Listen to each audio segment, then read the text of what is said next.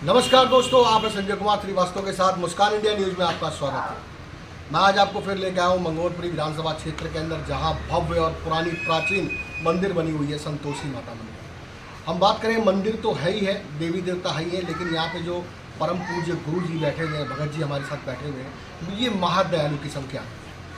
तो आइए हम बात करते हैं परम पिता परमेश्वर महागुरु महाज्ञानी भगत जी से, और बातचीत करेंगे आज जन्माष्टमी के विषय में। जन्माष्टमी महोत्सव है और काफ़ी ज़्यादा हर्षोल्लास से मनाया जा रहा है, तो आज मंदिर भी सजाई जाएगी। हम आपको रात का वो मंदिर का नज़ारा भी दिखाएंगे। तो ये बात करते हैं भगत जी से। बहुत बहुत स्वागत है मुस्कान इंडिया न्यूज़ में, और दर्शक आपको सभी देख रहे हैं। और पहले भी परिचय जानते हैं, नए नए जो बच्चे हैं वो परिचय एक बार फिर दोबारा जानना चाहेंगे। हाँ, नए नए बच्चे जो है वो देखिए हमारे भक्ति भाव से भटक गए और कुछ विचारों में बढ़ गए हैं। और आज कृष्ण भगवान का जन्मदिन है, और हमारे हिंदुस्तान के अंदर बड़े बड़े मंदिरों में, बड़े बड़े स्थानों पर बड़ी बड़ी झांकियाँ निकालते हैं।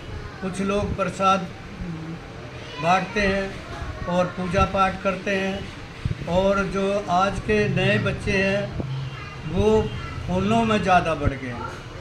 फ़ोन देखना, फ़ोन हमारे लिए जो बनाया था वो काम के लिए बनाया था, देखने के लिए नहीं, काम करने के लिए बनाया था। पर आज के बच्चे जो है ना, फ़ोन को देखने लगे, काम नहीं करते। जी जी जी। तो मंदिर में सजावट कब से होगी भगत जी? मंदिर में सजावट जो है ये इतनी रखते हैं हम जी यहाँ पूजा पाठ करते हैं, या भगवान की हमने ज्योति प्रचंड कर दी है। जी जी। और अब इसकी पूजा पाठ होगी शाम को, और फिर प्रसाद बांटा जाएगा। प्रसाद का वितरण होगा। हाँ। तो प्रसाद में क्या मतलब कुछ भोजन टाइप में है या फिर फल टाइप में है? फल टाइप में फल सारा, टाइप में। क्योंकि कुछ बहन बेटियां व्रत रखती हैं और वो यहाँ का चरणामृत भी लेती है और प्रसाद भी लेके जाती है।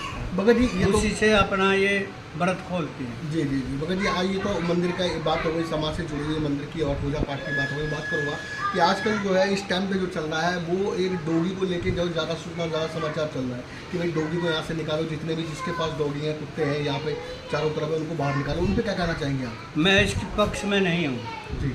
हम डोगी को समझ नहीं पाते। डोगी हमारे परंपरा से इस देश में रहते आए हैं, बाहर देश में भी रहते हैं। हम डोगियों को समझ नहीं सकते। आज हम अपनी व्यवस्था में ज़्यादा बढ़ गए और इनको हम महत्व कम देते हैं। जी जी। तो ये भूखे प्यासे रहते हैं और इनको गुस्सा आ जाता है। जी जी। कुछ मोटरसाइकिल वाले होते हैं वो इनको टक्कर मार के भाग जाते हैं, तो वो फिर दूसरे मोटरसाइकिल वाले पे पड़ जाता है। जी जी जी। और कुछ डंडा मारते हैं लोग, इनको ये मारने नहीं चाहिए।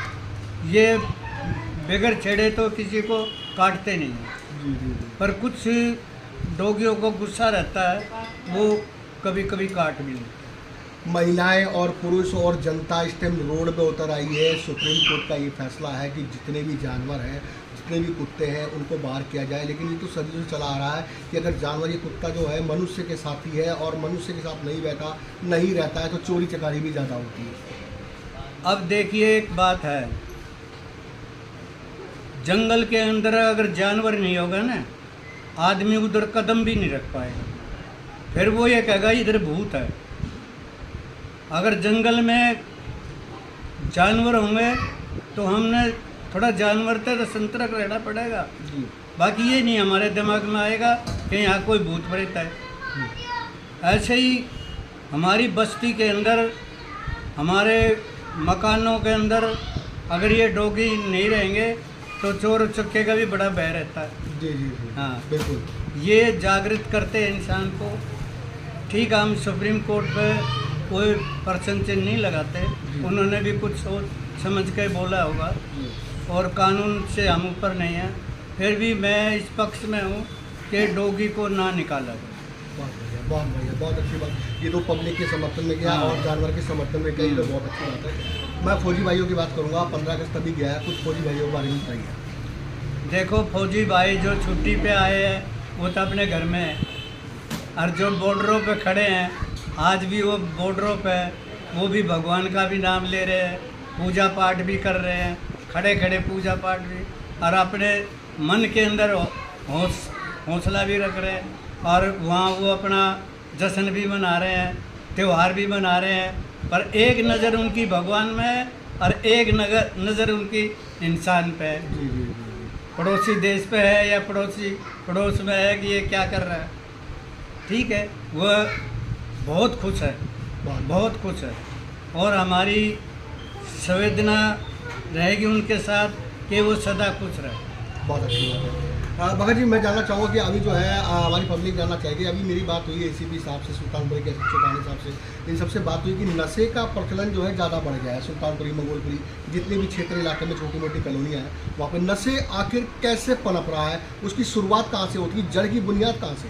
अगर मेरी बात थोड़ी कड़वी है, नशे का जो ये चलन है ये माँ बापों की कमी है।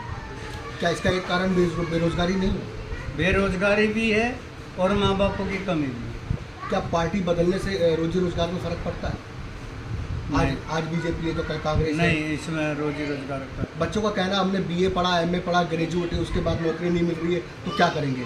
चोरी करेंगे, जहाँ रास्ता नहीं मिला तो फिर दारू पिएंगे, नशा ये करेंगे। उनकी घटिया सोच है जी। पढ़ लिखने में नौकरी के लिए पढ़ते हो और कुछ नहीं करना जी और कुछ भी करना। पढ़ाई लिखाई का मतलब क्या है? पढ़ लिख के शिक्षक होना और दूसरे को शिक्षा देना। जी ठीक है, और आस पड़ोस में भी शिक्षा देना, और जैसे भी भगवान नौकरी देता है या कोई काम देता है उसको अच्छे तरीके से उनको बिजनेस भी कर सकते हैं, बड़े बड़े हाँ। लेवल में बिजनेस भी होता है। ये तो एक बात है, बिजनेस भी करो। जी जी ठीक है, सरकारी नौकरी की तरफ मत जी। भागो। सरकारी नौकरी तो है ही नहीं, सरकारी तो ख़त्म होगी। अपना बिजनेस करो। पढ़ाई लिखाई का मतलब है क्या?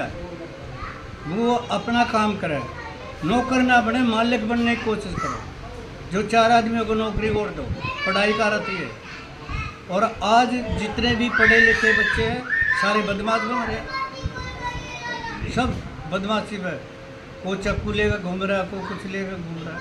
मजदूर फिर भी बेचारा अनपढ़ है वो, पर मजदूरी तो कर रहा है।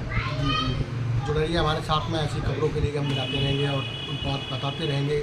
और भगत जी से हमने आखिरी और अंतिम और एक सवाल और पूछना है। भगत जी, कृष्ण भगवान जो है जगह जगह पूजे जा रहे हैं, आज उनका जन्मदिन भी है और कृष्ण भगवान मोहनी भी है, बड़े प्यारे भी है, लेकिन कहीं ना कहीं कहा जाता है थोड़े छलिया भी है।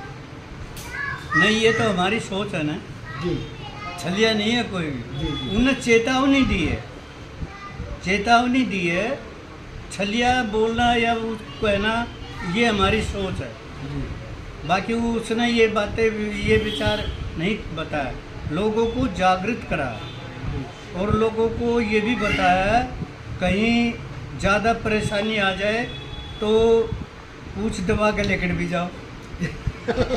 हाँ जी। ये भी उसने सिखाया। जी, जी। भाई ज़्यादा करना भी ठीक नहीं है, झुकना भी सीखो। ठीक है, महाभारत के दौरान में उन्होंने बताया उसने कि बहुत कृष्ण भगवान कुछ- हाँ। ना होते तो फिर ये चक्र चलता और ऐसा होता वैसा होता, ये सब कृष्ण भगवान के चक्कर में हुआ।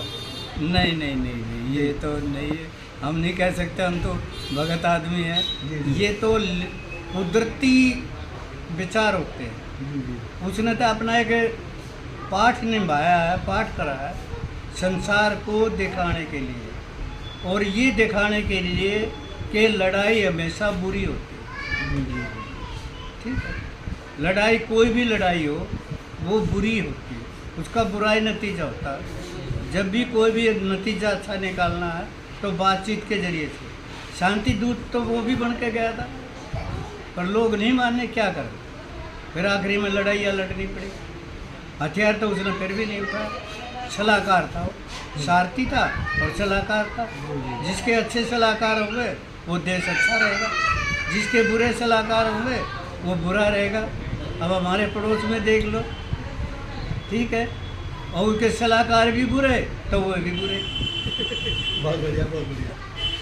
तो दर्शकों, मैं आपको बात बता दूं यहाँ पे कि कहते हैं कि जहाँ पे अगर आदमी को युद्ध से डर लगने लगे और 50-60 आदमी हो जाए तो वहाँ से निकल लेना ही बेहतर है, वही सबसे बड़ी चीज़ है। कृष्ण भगवान जो है कुछ बच्चों का नवयुवक पीढ़ी समझते नहीं तो कहते हैं छलिया भी थे, लेकिन छलिया नहीं थे। उनका कहना ये था कि जो दिमाग से लड़ाई लड़ी जाए ना वो सबसे बड़ी। नमस्कार, संजय कुमार श्रीवास्तव, मुस्कान इंडिया न्यूज़, दिल्ली। मेरी सभी देशवासियों को भगवान के जन्मदिन पे सबको शुभकामनाएं और अच्छी तरीके पूजा पाठ कीजिए और अच्छे प्यार प्रेम से रहिए और भगवान कृष्ण का जन्मदिन खुशी से प्यार भाव से मनाइए।